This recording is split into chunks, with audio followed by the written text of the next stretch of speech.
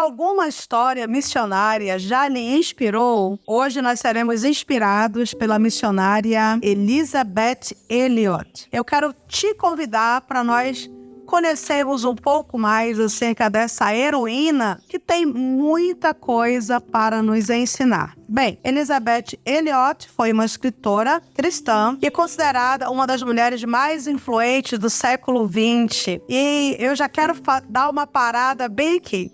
Você que é mulher, você pode influenciar. Você pode fazer a diferença aí onde você está. Elizabeth foi esposa, mãe, missionária, escritora. Seus livros e sua história impactaram e continuam impactando muitas vidas. Vamos já saber o porquê. Mas eu preciso começar dizendo que ela teve um chamado. Elizabeth foi chamada para trabalhar com a tradução das Escrituras.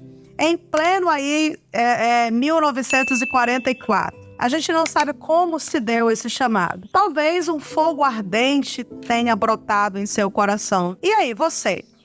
Será que você tem sentido um chamado também? E às vezes fica colocando um ou outro empecilho. Talvez eu não seja a pessoa certa, talvez eu não tenha condições, eu não tenho apoio, eu não tenho recurso. E acaba não fazendo nada por aquele chamado que recebeu. Ainda fica em dúvida. Será que foi de Deus? Será que não foi de Deus? Eu preciso te relembrar. A carne não chama ninguém, o diabo não chama ninguém. Para a glória de Deus, não, never. Se você tem chamado para fazer alguma coisa para prejuízo do inferno, esse chamado certamente veio do céu. E nós temos aqui uma jovem que em 1944 sentiu chamado para se preparar e trabalhar com a tradução das Escrituras. Ela investiu nesse chamado, se preparou para esse chamado, começou a trabalhar nessa área, começou a produzir. Certamente, Elisabeth Elliot, ela foi fazer o que estava ao seu alcance. Ela casou-se com alguém que também tinha uma chamada para trabalhar com aquilo que Deus havia colocado em seu coração. Eles estavam, então, alinhados. Havia o mesmo propósito. A coisa só funciona, só dá certo quando nós temos esse cuidado. Se você ama a obra missionária, me escuta nesse momento e é solteiro, é solteira, procure então uma pessoa que tenha a mesma paixão, que a vida também se mova na mesma direção, que ame com você. Para que você não tenha um competidor, para que você não passe a vida inteira tentando equilibrar o seu chamado e a sua vida familiar. Quando ela se casou com Jim Elliot, eles foram então para uma obra missionária no Equador. O chamado do homem de sua vida era tornar Cristo conhecido entre o povo Auca, um povo perigosíssimo, um povo que era conhecido pela violência e que não tinham nenhum contato ainda com a nossa civilização. Foi um projeto que Deus colocou no coração dele e eles seguiram para a realização desse projeto. A história torna-se um pouco trágica nesse momento, quando você começa a ler e descobre que Jim e seus outros 4 amigos missionários entraram em território Auca. E após um contato que parecia ser um contato amistoso, todos foram assassinados. Foram mortos a lanças nessa praia onde eles tiveram um desses encontros com o povo Auca. Talvez alguém que não conheça muito bem o Evangelho, ou talvez não tenha uma visão muito clara da missão, possa pensar no primeiro momento: não era da vontade de Deus, então, que eles fossem para essa tribo?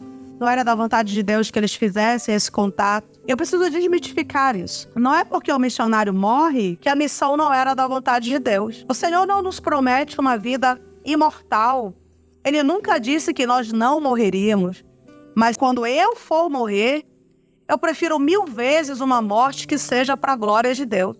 Uma morte que enalteça o nome do meu Senhor. Quando nós formos enfrentar a morte, que nós enfrentemos a morte sabendo que cumprimos a nossa missão e que fizemos tudo o que o céu esperava de nós. Após essas mortes, ela tomou uma decisão, que foi uma decisão que foi muito falada em todo o mundo. As mortes foram muito noticiadas, todos os jornais da época noticiaram, tanto no Equador quanto nos Estados Unidos, mas foi uma decisão de Elizabeth que fez com que fosse aí manchete de muitas matérias, fosse muito comentado em muitos lugares. Ela decidiu voltar para o Equador, ela decidiu ir com sua filha Valerie para trabalhar com o povo que havia assassinado o seu marido. Ela precisou fixar-se em uma tribo próxima, ela precisou orar a Deus para que ele lhe desse a oportunidade de fazer contato com alguém da tribo Auca. Ela precisou estudar esse idioma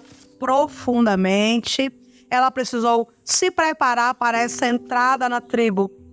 E o Senhor fez. Deus deu a ela essa oportunidade. Elizabeth e sua filha Valerie, pequenininha ainda, foram então morar nas cabanas de palha dos Aucas equatorianos e vivenciar todo o dia a dia nessa tribo selvagem. Elas, nesse ambiente, conseguiram então tornar o evangelho conhecido para esse povo. Eles mal podiam entender como alguém que teve seu marido assassinado de forma tão brutal e cruel poderia amá-los ao ponto de ir morar com eles e confiar ao ponto de levar sua única filha, ainda criança, para esse ambiente. O exército brasileiro diz que as palavras convencem, mas os exemplos arrastam. Esse exemplo dela, essa entrega dela, foi um golpe certeiro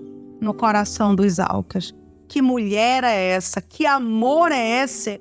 E principalmente, que Deus é esse que nos ama a esse ponto de mesmo depois do que aconteceu, da tragédia que aconteceu, Ele continua buscando pela nossa alma, Ele continua interessado em nossa salvação. Ela cumpriu a sua missão, ela tornou Cristo conhecido para aquele povo e através desse testemunho, aquele povo caiu ali prostrado diante da cruz de nosso Senhor e Salvador Jesus Cristo. Tendo concluído ali sua missão, Elizabeth voltou.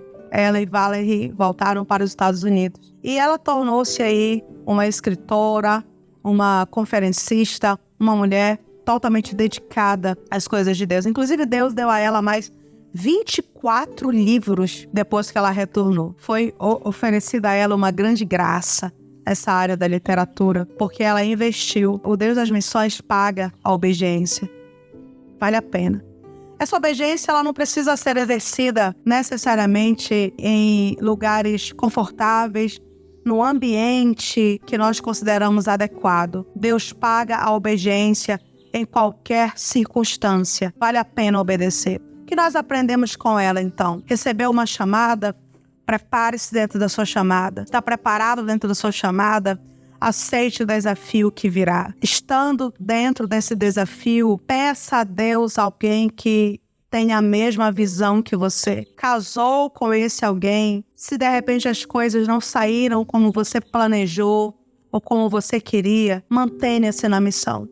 Mantenha seu foco. Maior é aquele que te chamou.